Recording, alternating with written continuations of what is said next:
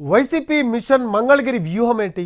2019 తరహాలో మరోసారి వైసీపీ జెండా ఎగరవేసేందుకు ఎలాంటి ప్రయత్నాలు చేస్తోంది? మంగళగిరి అభ్యర్థిగా మహిళా నేత రంగంలోకి దిగనున్నారా?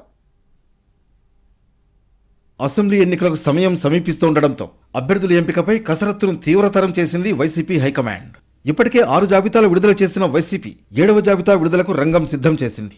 మరీ ముఖ్యంగా కీలకంగా భావిస్తున్న మంగళగిరి నియోజకవర్గంపై వైసీపీ స్పెషల్ ఫోకస్ పెట్టింది. 2019 అసెంబ్లీ ఎన్నికల్లో ఇక్కడ నుంచి వైసీపీ అభ్యర్థిగా పోటీ చేసిన ఆర్కే నారా లోకేష్ ను ఓడించారు. దీంతో ఈసారి కూడా ఆ నియోజకవర్గాన్ని తమ ఖాతాలో వేసుకోవాలని వైసీపీ కసరత్తు చేస్తోంది.